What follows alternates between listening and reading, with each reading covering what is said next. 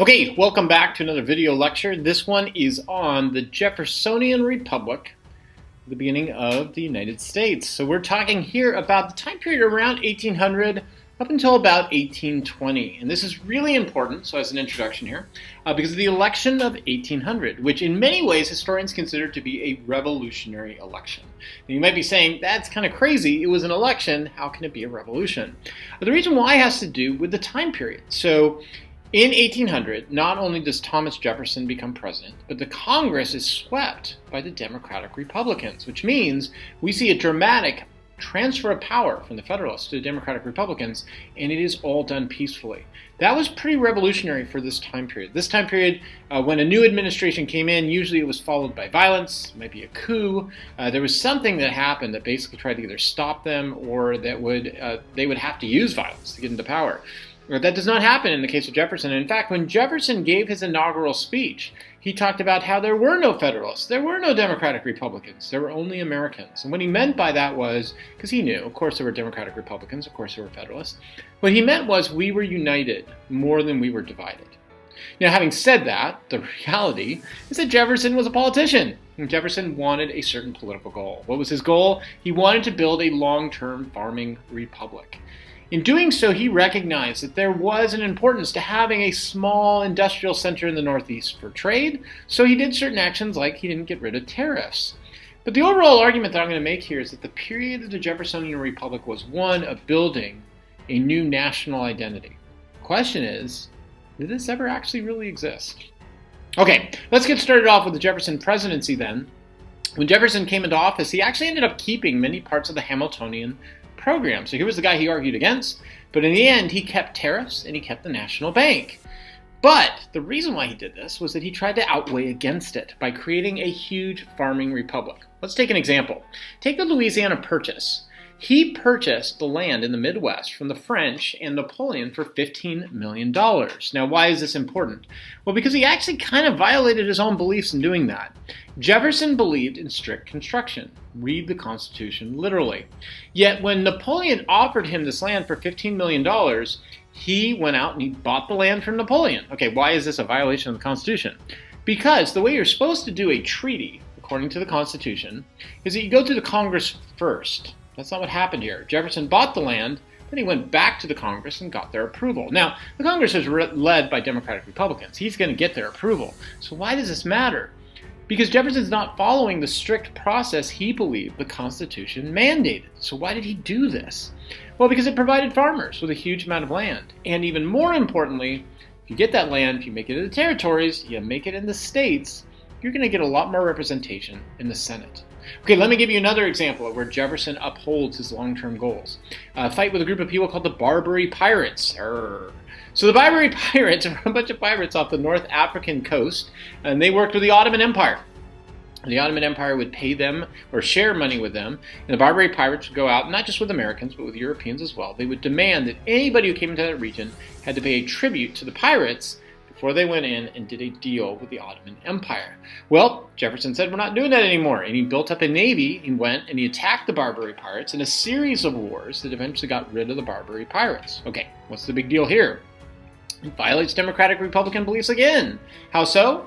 Because Jefferson created professional armies, and he did it through executive power. This is like the nightmare of Democratic Republicans. The centralized government has created a professional navy, and they did it by having one man, the president, assume power to do this. So why did Jefferson do this? Because it upheld the farmers' beliefs in virtue and international trade. What do I mean by that? Well, here's what I mean. By taking out the Barbary pirates, this upholds this notion the farmers had that we are not like the old world. We're not like Europeans. We're not like people in North Africa. We're not like all these other groups that demand tribute. We believe in virtue, and we believe in international trade. Okay, so did Jefferson uphold any of his principles? Yes, he did. Let me give you a good example of this. There was an attempt during the Jefferson era to create a national road that would connect states. Originally, the first attempt to do so would have given federal money to states to build parts of these roads within the states. Jefferson vetoed this, and he said there's no way we're going to do something like this. Then there was a second attempt. The second attempt was to create something called the Cumberland National Road, and this basically connected states together. In this case, Jefferson signed it in 1806. Okay, why can he do this? Because unlike the first attempt, the second attempt provided money between the states. Well, it's very clear in the Constitution that the Congress can regulate trade between states. So here Jefferson says there is a principled basis for us to give money to build a national road between states. So Jefferson did uphold his principles, but oftentimes he violated them, and he did that violation for a long-term political goal. The political goal was to create a farming republic.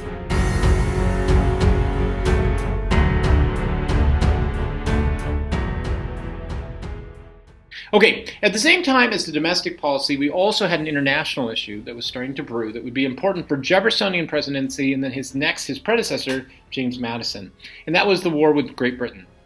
So remember, we had broken away from Great Britain in the American Revolution, but the British still were involved, and they were involved through the Ohio River Valley. They had been supplying natives there with weapons, and the British were impressing American sailors. What does that mean? Well, the British had been in a war with Napoleon and the French. Napoleon had established a European continental system in which all the countries in Europe traded with France, and the one country that held out against this was Britain. So Britain and France had been fighting a war now for decades, and during that time period, British sailors oftentimes attempted to escape, and they would come over and escape on American ships. So the British oftentimes would pull over these ships, come on, and they would impress sailors, meaning they would come on and find people who they said, "You're really a British naval officer, you have left the Navy, you're not allowed to do that, we're taking you back." Well, in some of these times where they swept up these people, there were some Americans who were swept up in this impressment. And so the argument given at the time was, the British are violating our rights. They're supplying natives with weapons. They're impressing our sailors. So Jefferson responded. But Jefferson responded through diplomacy, not war. He responded first with something called the Embargo Act. The Embargo Act said that we would not trade with either France or with Britain because both were impressing our sailors at the time. Well, in the end, this didn't do much to Britain or France. Both Britain and France had empires around the world, so they just traded with people elsewhere. In fact, the only thing it did was it hurt our farmers here at home. So Jefferson started noticing farmers were turning against him. So then they passed something called Macon's Bill. Macon's Bill said, okay, whichever country stops impressing, we will trade with them. And so the French claimed they were going to stop impressing, so we started trading with them again. But in reality, the French and the British continued impressing sailors. Okay, so now as we get close to this time period of the War of 1812, we ended up having two groups that talked about this war. So on the one hand, we had the Hawks. The Hawks argued that the British were violating our national identity, they were supplying weapons to the Indians, and on top of that, they were impressing our sailors, right? So because of that, we had to go to war. Where were the Hawks located? The Hawks tended to be located in the south and also just west in the farming regions.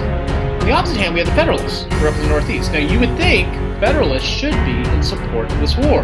Why? Because of impressments. This hurts trade. The Federalists were not for this war. They were completely against it. The Federalists argued, something. They said, first of all, when it comes to trade, hardly anybody is being impressed. And the few people who are probably need to be in the British Navy because they had escaped the British Navy. They were British soldiers. The few cases where Americans got swept up were accidents. And they said, on this whole native issue, let's be honest on that one too. Why are they supplying the natives? Because the natives in that area were allies to the British, and Americans were encroaching on that land. This goes back to the Proclamation of 1763. In fact, the native populations had joined together, and they had formed an alliance under a political leader named Tecumseh, and his brother, who was the religious leader named the Prophet. And the two of them were attacking American settlements because Americans were encroaching on native land. And that's why the British were supplying them. Now, were the British doing this because they loved Native Americans? No, of course not. They had an interest in this area. But these were their allies, and they were, by obligation, meant to help protect them against American expansion into the land. Okay, so eventually we do get into the War of 1812, and when we do, America begins very quickly with a strategy that they're going to invade Canada immediately, and by doing that, their hope was that they could take over Canada and take away a major ally to the British at that time. In fact, the Americans got all the way up to the capital at Yorktown and burned the capital to the ground. Why is that important? Well, you might know the answer to this. The British responded. They went all the way to the capital in Washington, D.C., and they burned Washington, D.C. down to the ground. From there on out, the War of 1812 largely was being won by the British. British Navy and Army was just superior throughout most of the war.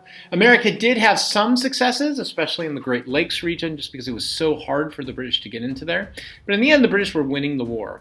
The problem for the British was they just had too many obligations around the world. So eventually, they formed what was called the Treaty of Ghent. At the Treaty of Ghent, the British agreed to leave the situation behind. They would recognize American sovereignty, and they simply were not going to get involved anymore. Now, the irony of all this is that the Treaty of Ghent took place in Europe. By the time word got back, there was a major battle that took place at New Orleans that actually took place after the Treaty of Ghent was signed, but nobody got word that the war was over. Well, there was a guy named Andrew Jackson, who was a general, who won the Battle of New Orleans for the Americans against the British, and it was a pretty startling defeat of the British. That's going to be important because Andrew Jackson will eventually ride on this to become President of the United States. So, why is the War of 1812 important? Why should we care about this? Well, it has to do with the rise of what's called nationalism. So at the end of the war, Americans felt like they had won. Well, did they win? It's kind of hard to say. You could definitely say that the Americans tied the war against the British. I don't know about won, but they came out of it basically feeling like they had tied against the most important and powerful empire in the world. So for Americans, right or wrong, the perception was, we won that war. And so all of a sudden there was this renewed sense of nationalism. In fact, the way people have said is that if you went into a time machine back at this time period and asked somebody before the War of 1812, where are you from? They would have said, I'm from New York, I'm from Virginia, I'm from a state. Then they would have said, I'm an American. After the War of 1812, they would say, I'm an American. Then they would talk about being from a particular state. In the midst of this context, one of the politicians, a man named Henry Clay, came up with something called the American System, in which he argued for federal investments into creating a new highway system. He argued for a second national bank, and he argued for roads and highways. Now, why is that so important? Well, Henry Clay was a Democratic Republican, but something that was interesting was happening with Democratic Republicans was that there were two wings of them. The Democratic Republicans who had won the War of 1812 were the only faction left. But there was a southern section of the Democratic Republicans and a northern section and then sort of a middle section. Henry Clay came from the middle, and he argued basically for a Federalist agenda, even though the Federalists were no longer around. So he argued for federal investments, national bank, roads and highways. And out of this, the next president, President James Monroe, comes in when the economy is booming. And this era is known as the era of good feelings because the economy is doing so well and it appears that America is headed on a good track. So at this point then, the issue is, there we go. Regions are united and Americans feel that they're independent. In fact, there is a sense that there is nationalism. But is there? So when we look at this time period, definitely for white farmers, you could say, yeah, there's a sense of national unity. But who does this leave out? Well, for one thing, it leaves out natives. Their place in America is being questioned as to whether or not they are simply separate identities. Can they be assimilated? Or are natives sort of in a position in which America's in charge and can do anything they want with them? That's actually going to be important in the next decade. Another example, Abigail Adams and women in America. Right after the Constitution, Abigail Adams had argued that the Founding Fathers and her husband, John Adams, had better include women in what was going on with the Constitution. Now, John Adams didn't do this, but it demonstrates that there was a growing movement amongst many elite women to have more rights for women, like the right to vote. Or take African Americans. African Americans in the South were still seen as slaves. Many other parts of the country, the issue with African Americans was whether or not they could be American at all. And that actually was a serious belief at the time, was that this country was a country for white European men. But let's even go back to that issue about white farmers.